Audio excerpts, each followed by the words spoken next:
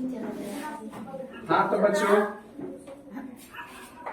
आप लोग कैसे हैं? ठीक है। Good evening sir. Good evening. आशा करते हैं कि आप लोग बहुत अच्छे होंगे। आप लोग अच्छे मस्त होंगे और दिन भर खूब खेले होंगे, है ना? पढ़े हो कि खेले हो? पढ़े हो, चलो ठीक है। पहले हम कुछ संख्या के बारे में बता दिए थे। प्रकृत संख्या, पूर्ण संख्या, परिमेय संख्या, ऋणात्मक संख्या, धनात्मक संख्या और उसके बाद से पूर्णांक। तो ये चीजें हम बता दिए थे और उसमें हम पूर्ण संख्या का बता दिए थे। तो पूर्ण संख्या का एक होता है यानी कि योग, दूसरा होता है व्यवकलन, तीसरा होता है गुणा और चौथा होता है भाग। यानी कि पूर्ण संख्या को पूर्ण संख्या से अगर जोड़ा जाए, घटा जाए, कल का बता रहे हैं हम।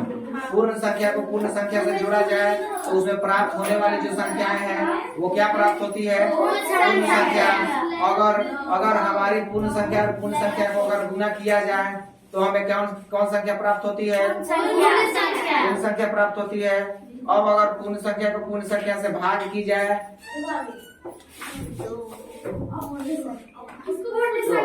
तो कभी पूर्ण संख्या प्राप्त नहीं होती है। पूर्ण संख्या से पूर्ण संख्या से भाग की जाए तो पूर्ण संख्या प्राप्त नहीं होती है। तो हम कल लिखवा दिए, बता दिए। अब वो बेसिक चीजें खत्म हो गई है। आज स्टार्ट होने वाला हम लोग का पूर्णांक। तो पूर्णांक में दिया है संक्रिया। संक्रिया मतलब कि सभी क्रिया है। तो सभी क्रिया मतलब योग, व्यवकलन, उसके बाद से गुना, उसके बाद से भाग। उसमें हम संख्याएं, तो यानी ये संख्याएं हैं हमारे। अभी संख्याओं को हम कैसे समझेंगे कि ये संख्याएं हमारे पूर्णांक है। और तो योग मतलब कि पूर्णांक को योग करने पे हमें जो संख्या पूर्णांक संख्या को अगर योग किया जाए, माने पूर्णांक को अगर योग किया जाए तो हमें प्राप्त हुई संख्या कौन सी संख्या मिलती है? पूर्णांक मिलती है कि नहीं, ये चीजें हमें सीखनी है। ठीक है, तो ये है टिप्पणी, ये संक्रियाएं और संख्याएं। तब योग पहली बार हम पढ़ा रहे, मतलब पहले योग है तो पहले हम योग पढ़ा रहे हैं। ठीक है, तो योग में क्वेश्चन में तुम्हारी किताब में दिया हुआ है तो बोला है कि -6 + 5 = -1 होता है। होता है, सबको पता है। प्लस माइनस माइनस यानी समझ लेना है। हम बता देते हैं फिर से। 6 + 5 = -1। और -1 कैसे कि इसमें से ये घटा तो सही, लेकिन जो संख्या बड़ा होता है और उसके पहले जो चिन्ह होता है वही चिन्ह उतर जाता है उसका। हाँ, तो हम बता रहे थे कि -6 + 5 = -1 कैसे होती है। यहाँ सब लोग ध्यान से देखेगा। ये संख्या है माइनस और ये है प्लस, तो माइनस प्लस माइनस हो जाती है, इसको घटा देते हैं। अब यहाँ इसको देख के माइनस नहीं उतारते हैं, पहले माइनस प्लस माइनस करके यानी घटा देते हैं, घटा के संख्या लिख देते हैं। और माइनस कैसे उतारते हैं? तो ये छोटा है और ये बड़ा है, और बड़ा वाला संख्या का माइनस इसके पहले हम उतार देते हैं। यानी कि इस प्रकार से हमारा जो -1 आया वो कहीं ना कहीं पूर्णांक है। पूर्णांक है। तो पूर्णांक किसे कहते हैं? हम कल नोट करवाए थे। पूर्णांक मतलब कि ऋणात्मक, माइनस वाली संख्याएं और प्लस वाली संख्याएं और इसके अलावा शून्य। मतलब कि हम इतना चीजें लिखवाए थे। तो ये संख्या अगर जो प्राप्त होती है कौन कौन, जिसको हम कोई भी पूर्णांक को जोड़ घटाओ, कोई भी पूर्णांक को अगर जोड़ा जाए, माइनस वाली हो चाहे प्लस वाली हो, उसे जोड़ी जाए तो कहीं ना कहीं। हाँ, तो हम बोल रहे थे कि -6 + 5 = -1 होता है। अब ये सबको पता होनी चाहिए कैसे होता है। तो -1 होता है तो कैसे? एक पूर्णांक है और -1 क्या है? एक पूर्णांक है। हम जानते हैं कि पूर्णांक किसे कहा जाता है? प्लस वाली संख्या, माइनस वाली संख्या और जीरो। प्लस वाली संख्या, माइनस वाली संख्या और जीरो को कौन संख्या कहते हैं? पूर्णांक संख्या नहीं, पूर्णांक कहते हैं। और जो हमें प्राप्त भी हुआ है वो क्या है? पूर्णांक है। और दोनों जो पहली संख्या जो दूसरी संख्या है, यानी ये है और ये बी है, तो ए भी हमारी पूर्णांक है और बी भी हमारी पूर्णांक है। और दोनों को जोड़ने पे भी हमें पूर्णांक संख्या मिला है। तो पूर्णांक संख्या अगर मिल गया तो हम इसी को कहेंगे एक पूर्णांक है। किताब में तो लिखा है कि ये एक पूर्णांक है। अब नीचे कहा कि क्या, फिर हमसे पूछ रहा है क्या -7 + -5 एक पूर्णांक है? नहीं पता है। अब इसको भी हम हल करके देखते हैं। कैसे? -7 प्लस माइनस 5 बराबर क्या होगा? तो देखो क्या होगा, इधर प्लस में इधर की क्रिया पहले नहीं करते हैं, पहले -7 को -7 लिख देंगे, आई माइनस प्लस माइनस बराबर कुछ ना, मतलब मान लीजिए अभी कुछ नहीं, अभी कहाँ से 5, अभी तो 5 है उधर के, अभी कहाँ से 5, और भाई minus plus sorry minus minus plus, दोनों जोड़ देंगे तो कितना आ जाएगा? अब हई बड़ा है कि हई बड़ा है? माइनस उतार दो, और माइनस जो हमें 12 मिला, क्या ये पूर्णांक है? तो यहाँ क्या लिखेंगे? एक पूर्णांक है, तो यहाँ लिख देंगे हाँ ये एक पूर्णांक है, क्योंकि ये पूर्ण संख्या, ये पूर्णांक है, ये भी पूर्णांक है, और दोनों को जोड़ा गया तो ये ऋणात्मक है, ये भी ऋणात्मक है, दोनों को जब जोड़ा गया तो हमें प्राप्त संख्या -12 जो मिला, ये -12 कहीं ना कहीं हमारी ऋणात्मक संख्या है, जिसे हम पूर्णांक कहते हैं। क्लियर हो गया होगा? अब चलते हैं, यहाँ तक खत्म हो गया। क्या 8 + 5 एक पूर्णांक है? ये भी पूछ रहा है क्वेश्चन मार्क, यानी कि 8 + 5 एक पूर्णांक है? पूर्णांक है। कैसे है ये भी इसको क्लियर हो गया होगा? ये सब लोग भर लेगा। यहाँ हम डाल देते हैं बराबर बराबर -12, यानी कि ये हमारा पूर्णांक है, और पूर्णांक को जोड़ा गया, क्रिया किया गया, तो पूर्णांक हमें प्राप्त हुआ। इसलिए यहाँ लिखा गया कि पूर्णांक योग के अंतर्गत समृद्ध है, मतलब पूर्णांक संख्या को दोनों को पूर्णांक को जोड़ा गया तो हमें प्राप्त मिला पूर्णांक ही संख्या, तब तो यहाँ लिखा गया कि पूर्णांक योग के अंतर्गत समृद्ध है। क्लियर हो गया होगा? आगे बढ़ते हैं। अब इसको बताना था कि अब ये क्वेश्चन तो हल हो गया, ये बताना था 8 + 5 एक पूर्णांक है, तो 8 + 5 एक पूर्णांक है। कैसे है? अब हल करके देखते हैं। हम जानते हैं कि 8 ये पूर्णांक है पूर्णांक? ठीक। 5 भी हमारा क्या है? ये भी पूर्णांक है, माने दोनों संख्याएं हमारी पूर्णांक है। ये धनात्मक पूर्णांक है। कौन पूर्णांक है? धनात्मक। और इसको अगर हम जोड़े तो 8 × 12 = 13 जो संख्या प्राप्त हुआ, ये कौन है? पूर्णांक है कि नहीं है? ये धनात्मक पूर्णांक है, लेकिन पूर्णांक है। तो अब यहाँ क्या लिखेंगे? 8 + 5 एक पूर्णांक है, तो यहाँ क्या लिखेंगे? ये भी एक पूर्णांक है। अब उसके इसीलिए लिखा गया कि पूर्णांक योग के अंतर्गत समृद्ध है। समृद्ध का अर्थ कि माने पूर्णांक और पूर्णांक को जोड़ा जाए तो हमें प्राप्त संख्या भी पूर्णांक होनी चाहिए, इसीलिए इसको पहले पूर्णांक योग के अंतर्गत समृद्ध है। ये भी यहाँ तक समझ में आ गया होगा? आगे बढ़ते हैं। व्यापक रूप में किन्हीं दो पूर्णांक A तथा B के लिए A + B एक पूर्णांक है। अब व्यापक मतलब कि बहुत आगे, ऐसी संख्याओं को हम आगे बढ़ाते जाए, माने ऐसी संख्या को आगे की क्रिया हम करते जाए, खूब करें, माने जितना संख्या हो जितना बनाते जाए, लिखते जाए, पढ़ते जाए। अगर सभी क्रिया करते हैं व्यापक रूप में कि दो पूर्णांक A तथा B के लिए, A तथा B के लिए कैसे? मानो जैसे हम 8 लिखे थे और यहाँ 5 लिखे थे प्लस, तो ये A हो गया और ये B हो गया। तो A तथा B के लिए A + B एक पूर्णांक है। तो A भी है, ये B है, तो A तथा B के लिए क्या होगा? A + 5 8 + 5 क्या है? ये पूर्णांक है। इसको जोड़ देंगे तो क्या प्राप्त होगा? पूर्णांक नहीं प्राप्त होगा। तो क्या कहेंगे? A तथा B के लिए A + B एक पूर्णांक है। ये कहा गया कि है, तो कह दिया क्या, लेकिन हम दिखा बता भी दिए कि है। अब हम सब संख्या को भी हल करके बता दिए कि ये एक पूर्णांक है। इस प्रकार से अगर कोई भी परेशानी हो, इसमें कोई भी दिक्कत हो कि पूर्णांक किसे कहते हैं, और पूर्णांक में संक्रिया योग की संक्रिया करने पे पूर्णांक योग के अंतर्गत समृद्ध है, कोई अगर परेशानी है तो कोई पूछ सकता है। नहीं परेशानी है तो आगे बढ़ेंगे, आगे बढ़े। हाँ, तो आगे बढ़ते हैं। फिर अपने क्लास की तरफ बढ़ते हैं। योग खत्म करवा दिए हम, पूर्णांक का योग खत्म हो गया। अब उसके बाद से व्यवकलन पे चलते हैं। व्यवकलन मतलब घटाव। अब व्यवकलन तो भी हम देखेंगे कि अगर कोई भी पूर्णांक को आपस में उस पूर्णांक को घटाने से हमें प्राप्त संख्या पूर्णांक मिल रहा है कि नहीं। अगर पूर्णांक को आपस में घटाने से पूर्णांक हमें मिल रहा है तो यहाँ लिखा गया है कि पूर्णांक व्यवकलन के अंतर्गत समृद्ध है, माने पूर्णांक व्यवकलन के अंतर्गत समृद्ध है। तो कैसे समृद्ध है बोलिए? कोई परेशानी? अच्छा, एनीथिंग नहीं पढ़ रहे हो? चल, तो बाबू पढ़ने में मन लग रहा है? आगे बढ़े अभी। मन लगेगा तो हमको भी पढ़ाने में हमारे हमें भी उड़ जाएंगे। और तुम अगर थोड़ा सा मुड़ी इधर उधर कर देगा तो हम भी थोड़ा सा मटिया देंगे, हम भी कहेंगे हमारी ऊर्जा सब खत्म हो जाएगा। तुम थोड़ा सा जितना ही एक्टिव रहेगा उतना ही हम भी पढ़ाने में एक्टिव रहेंगे।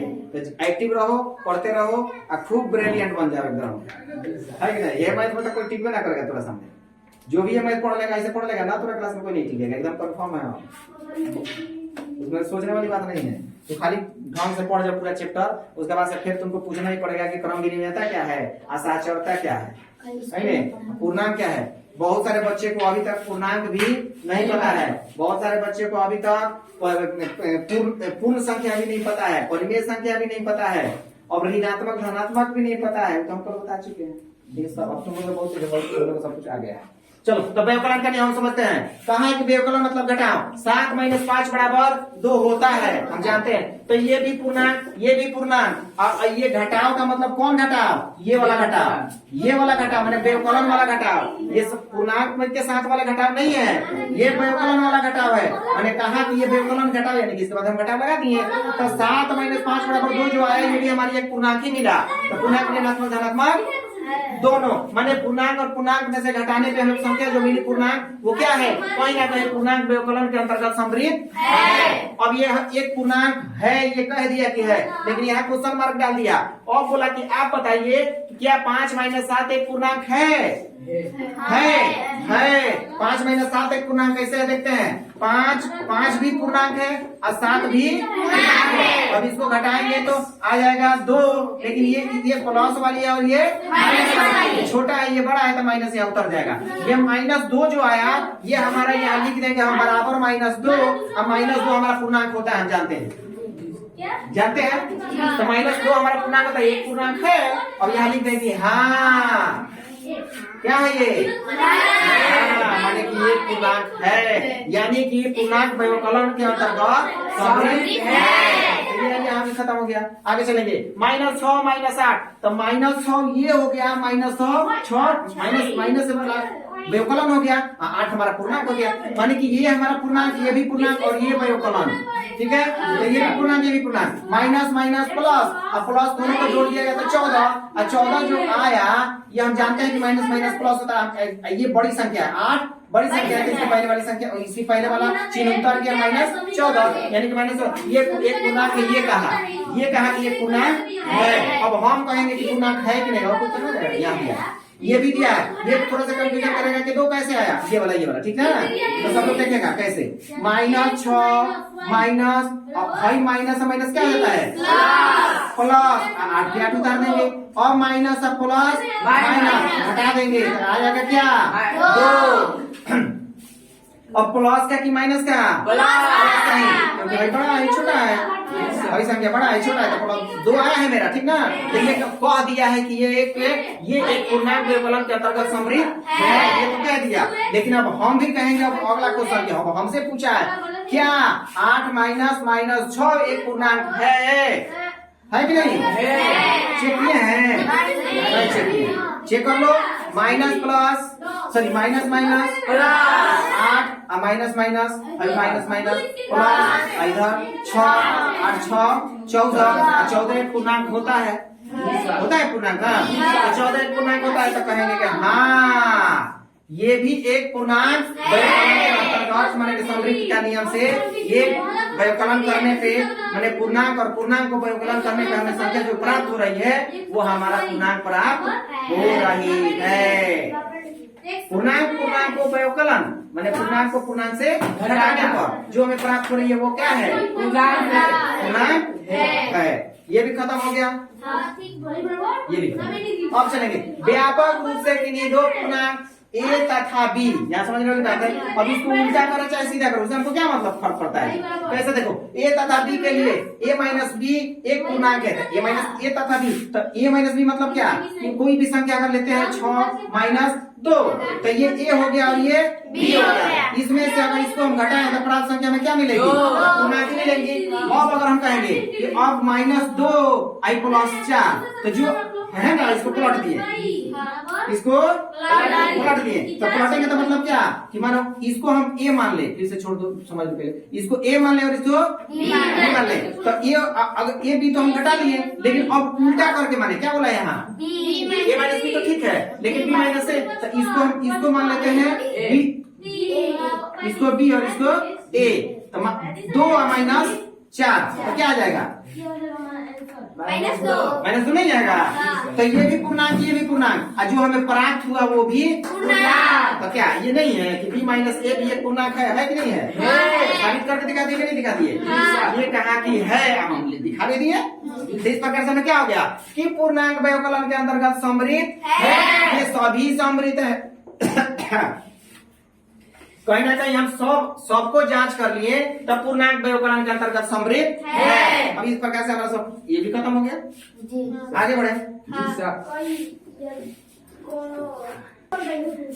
चलो अब चलेंगे हम, यानी पूर्णांक के बचे वाले यानी समृद्ध भाग में कौन सा एक गुणा और एक भाग बचता है। यानी हम लोग योग यानी कि जोड़ और व्यवकलन घटाव हम लोग पढ़ चुके हैं। अब हम लोग पढ़ेंगे गुणा और भाग। तो गुणा और भाग का सेम वही नियम है। संक्रियाएं मतलब ये सभी जिसके अंदर में जो क्रियाएं होंगी, और संख्याएं यानी जो संख्याएं हैं इसे हम गुणा के रूप में देखेंगे। ये 5 और 8 जो हमारी संख्याएं है, जो नंबर है, ये कैसा नंबर है? तो एक पूर्णांक है। ये कैसा है?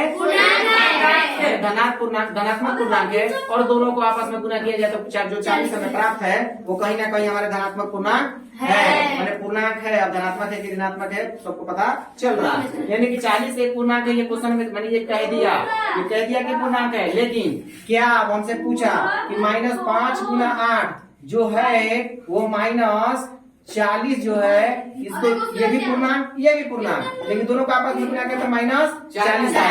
तो -40 क्या एक पूर्णांक है?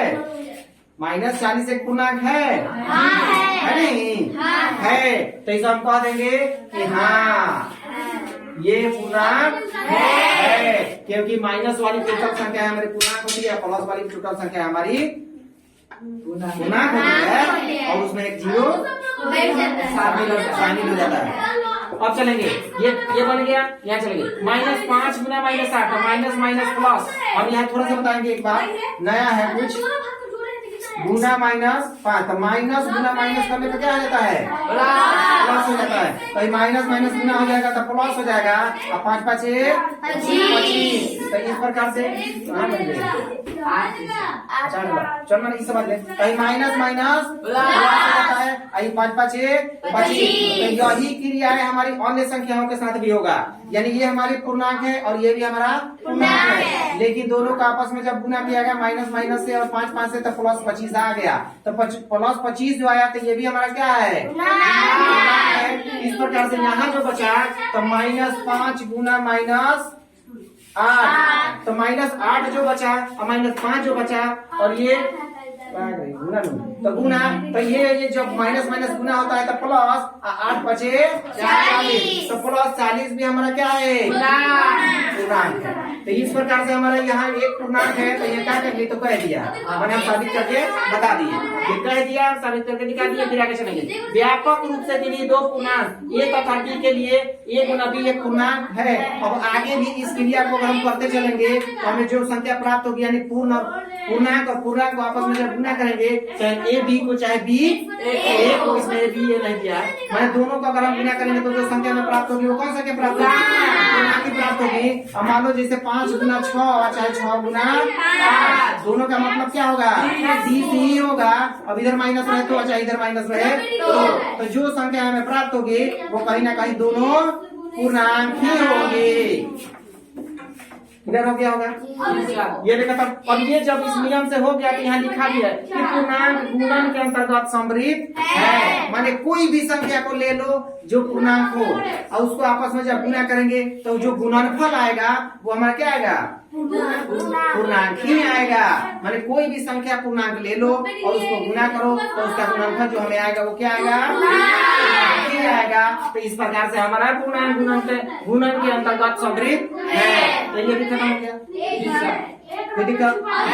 आगे बढ़े, चलते हैं भाग के लिए से।